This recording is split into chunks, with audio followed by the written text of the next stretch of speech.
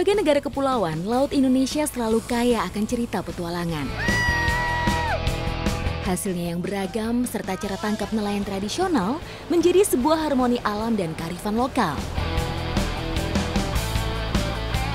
Bukan hanya hasil tangkapan di tengah laut saja, namun biota di kawasan pesisir pun menjadi sumber penghidupan bagi masyarakat pesisir.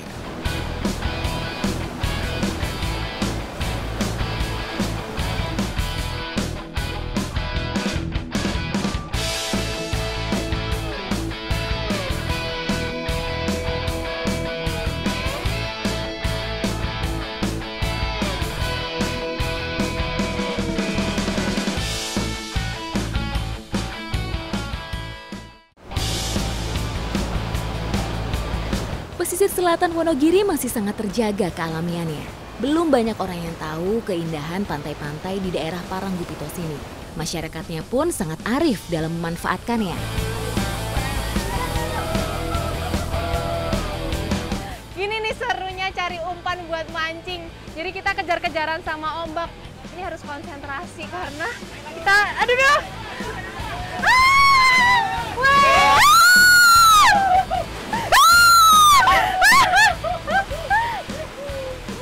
Basah juga.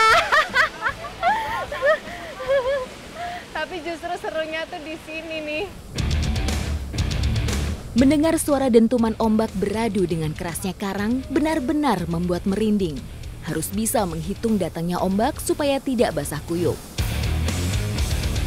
Si Bapak udah basah kuyup. Saya baru kakinya nih Pak yang basah nih Pak. Kata bapaknya tunggu aja, ntar juga basah katanya gitu. Kerang yang kami cari kali ini hidup menempel pada karang-karang yang terkena hempasan ombak. Jadi untuk mendapatkannya memang butuh usaha yang memacu adrenalin. Jadi kerang batu ini umpan yang paling cocok untuk mancing karena aromanya amis, jadi kita nanti pasti dapat targetnya. Harus pandai curi-curi waktu dan kejar-kejaran sama datangnya ombak. Saat ombak surut, barulah kami bisa mencungkil kerang buruan.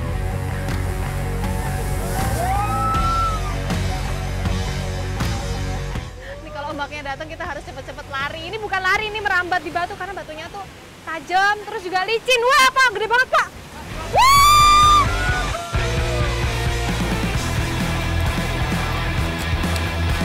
Ada berapa? Ada 3 kepis ya? Tuh. Ada 4 kepis. Oke, berarti cukup ya untuk umpan mancing kepiting. Ya wes yuk kita mancing, Pak. Ikuti jejak saya, jejak Batualang. Bukan hanya lokasi pencarian umpan saja yang ngeri-ngeri sedap, spot mancing kepiting juga tak kalah ekstrimnya.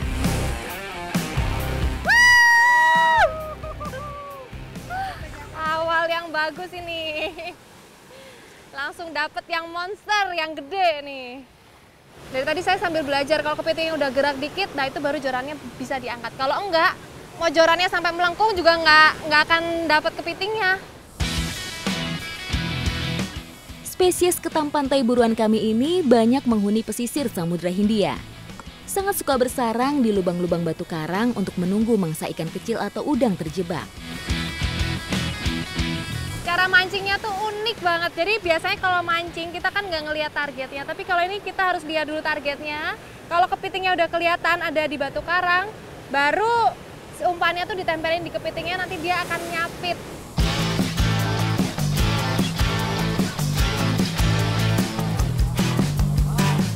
Jadi sebenarnya cara mancing yang bener kayak Bapak gini nih, begitu diangkat langsung ditangkap kepitingnya. Kalau enggak, nanti bisa lepas.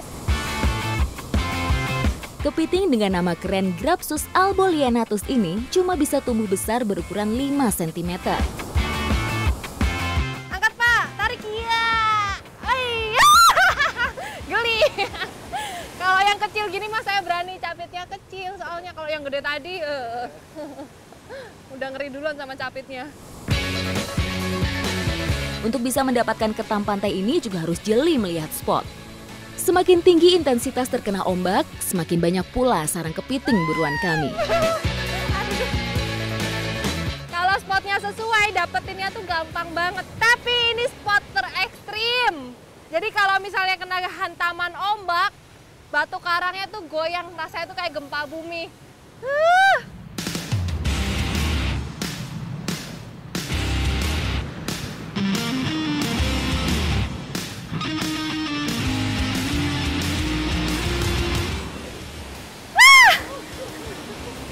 Ini namanya senam jantung, jadi spotnya tuh deket banget sama ombaknya. Ombaknya tuh bisa dilihat, jaraknya tuh cuma berapa meter, tuh ombak yang besar tuh.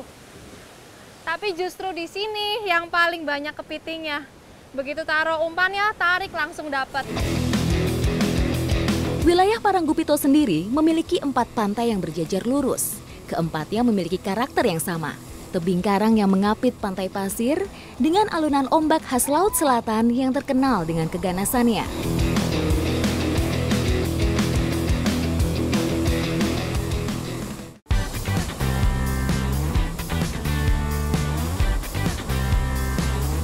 Habis senam jantung, perutnya langsung lapar. Ya udah langsung kita olah aja kepitingnya jadi lombok ijo.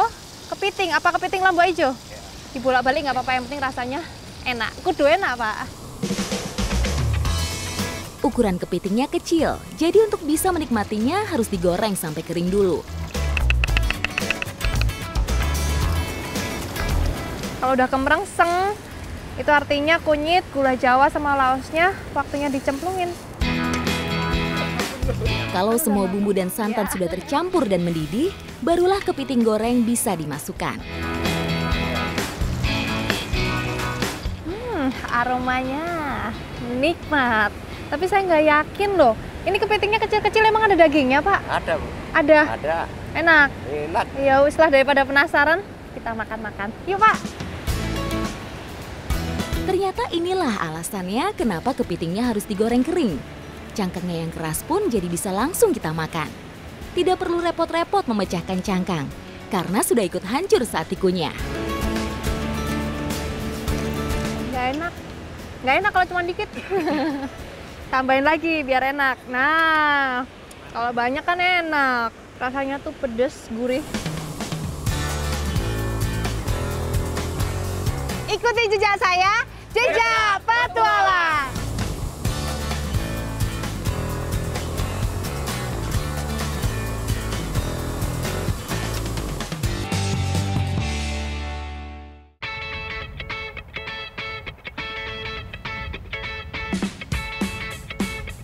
Petualangan perburuan ikan laut pun berlanjut menuju Nusa Tenggara Barat.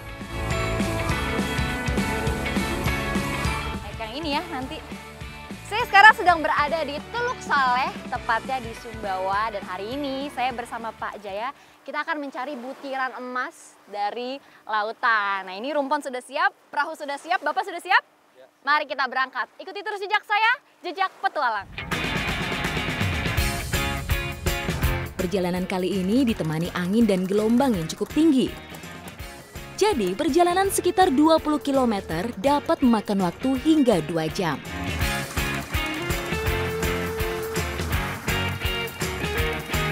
Nah ini ada lagi nih rumponnya, kita lihat dulu nih, ada nggak? Ada nggak Pak nih? Oh ada ya, beberapa yang kali ini ada nih. Dapat butiran emas di lautan yang kita cari nih. Boleh diangkat dulu Pak?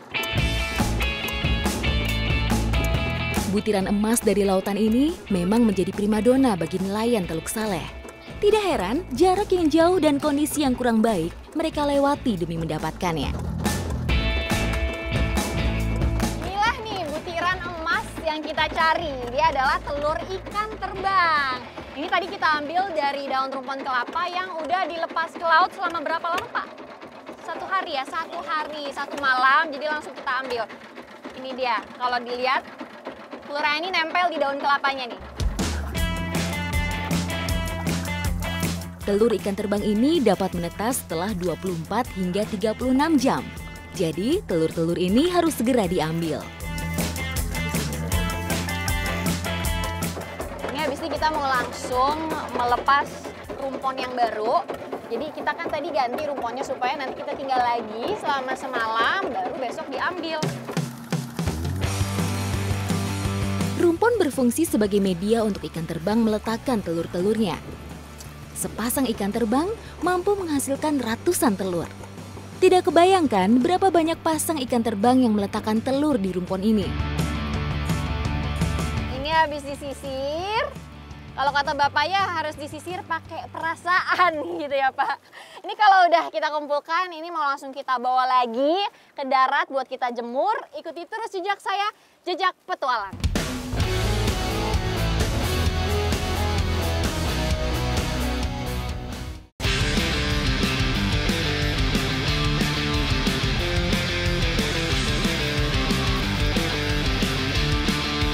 Sekarang kita mau langsung jemur nih telur ikan terbang yang sudah kita tangkap. Ini jemurnya gimana Pak?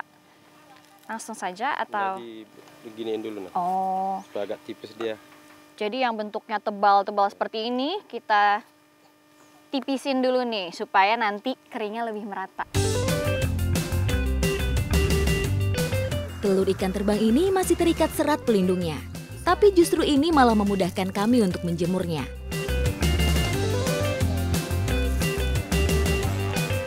Jadi tujuan dari kita menjemur telur ikan terbang ini adalah supaya kita mengurangi kadar airnya dan juga supaya nanti ketika dia sudah kering itu bisa lebih awet. Biasanya berapa lama Pak dijemurnya? Paling 1 harian.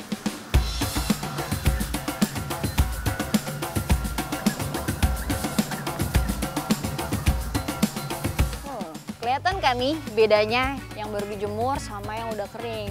Ini yang udah dijemur, ini warnanya agak lebih gelap ya dibanding yang baru kita jemur. Nah, makanya setelah ini kita mau langsung olah nih, tapi yang kering aja. Ikuti terus jejak saya, jejak petualang.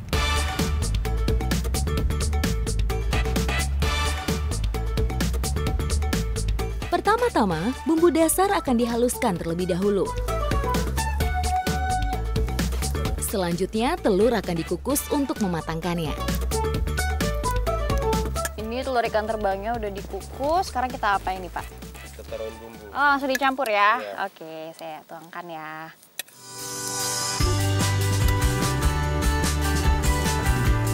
Ini kayak udah cukup merata. Habis ini mau langsung kita masukin ke daun. Ini kita pakai daun tulung. Telur akan dibungkus daun tulung dengan rapi. Lalu, semua akan dikukus lagi hingga matang sempurna.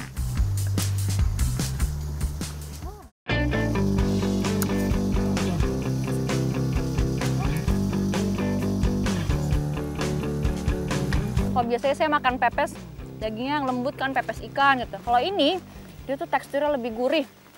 Udah gitu, kerasa banget nih tadi bumbu yang udah dibikin. Enak nih Pak. Emang nggak salah nih, emang Pak Jaya jago masak. Telur ikan kaya akan protein, vitamin, mineral, selenium, lemak omega 3 yang baik untuk kesehatan tubuh.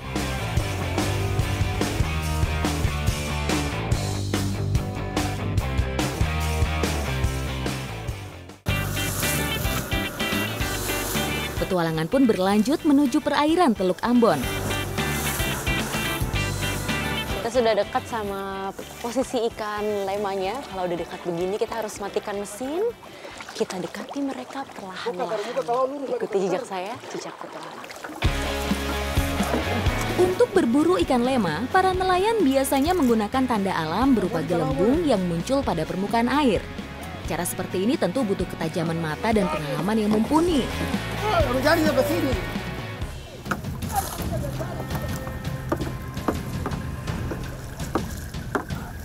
Ini pergerakannya harus cepat tapi mesin tidak boleh nyala. Tuh. Jadi semua orang langsung heboh. Cepat, yang tugasnya nurunin jaring harus nurunin jaring, yang tugasnya dayung harus dayung dengan kuat. Saat ikan buruan terlihat, kami harus cepat-cepat mendayung dan menebar jaring yang panjangnya mencapai 200 meter lebih ini. Setelah jaring berhasil dibentang, saatnya melempar batu-batu ke laut.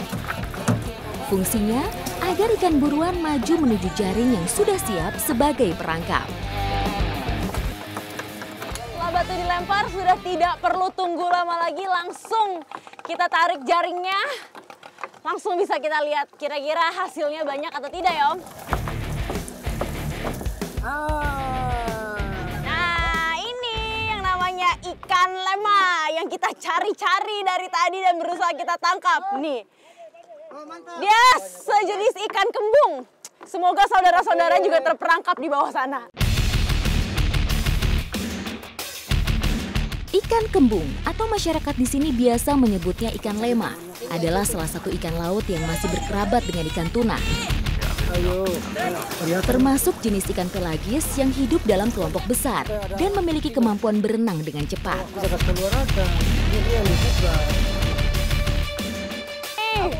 Makin lama ikannya semakin banyak. Tapi rata-rata ikan ini terjebaknya di sisi atas jaring. Karena ketika tadi dilempar batu, dia kaburnya ke atas. Jadi terperangkapnya di atas. Bagi nelayan laha, ikan kembung memiliki nilai ekonomis yang tinggi. Karena merupakan salah satu ikan konsumsi favorit.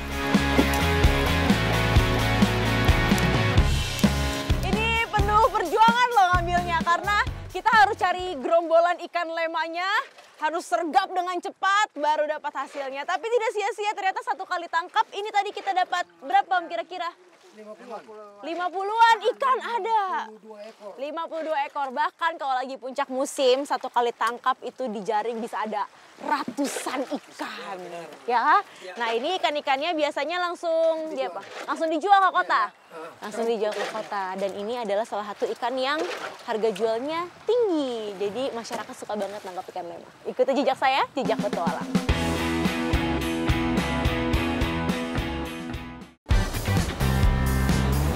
Petualangan pun berlanjut.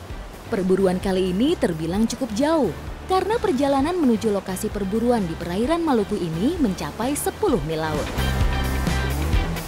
Hari ini Om Olof mengajak saya untuk mancing ikan terbang. Nah ini sederhana, nggak pakai umpan imitasi Om? Iya. Tidak pakai, pakainya ini plastik saja. Nanti plastiknya digembungin untuk menarik ikan terbang supaya datang. Ikuti jejak saya, jejak petualang.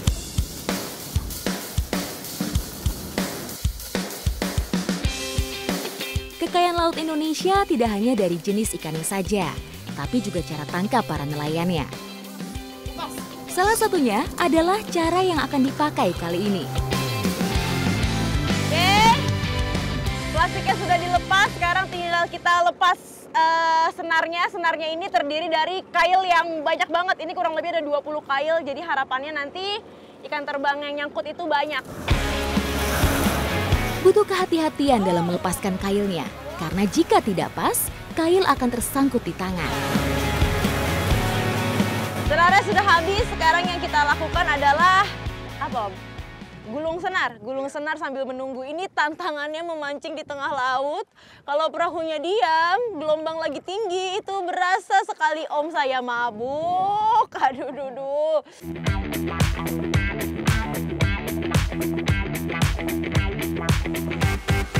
Ikan terbang atau flying fish merupakan penghuni perairan tropis dan subtropis, seperti Samudra Atlantik, Samudra Pasifik, dan Samudra Hindia.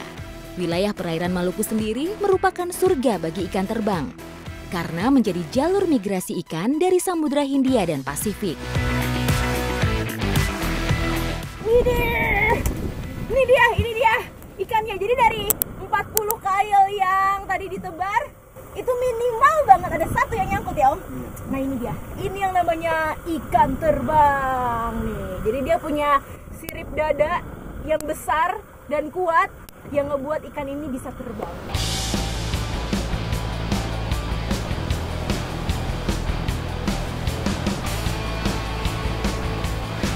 Wah, ini ketangkepnya Om tuh. Sayapnya, siripnya benar-benar lagi terbuka. Tuh, lihat. Jadi nangkep ikan terbang ini, flying fish, ikan tuing-tuing kalau kata Om itu ada beberapa cara. Jadi bisa pakai jaring, bisa pakai kail. Tapi kalau kita nangkepnya pakai kail kayak gini, sayapnya tetap bagus ya Om. Utuh, tidak rusak. Jadi bentuknya sempurna. Flying fish dapat terbang dengan kecepatan yang sangat tinggi, mencapai 60 km per jam. Dan saat mendapat momen yang tepat, ikan ini akan keluar dari air. Dorongan ikan dari ekorlah yang membuat ikan ini melayang di udara. Selesai sudah perburuan ikan terbang kita hari ini, ikan tuing-tuing kalau kata masyarakat. Nah ini biasanya Om langsung jual atau dimakan sendiri? dijual. Berapa harganya Om?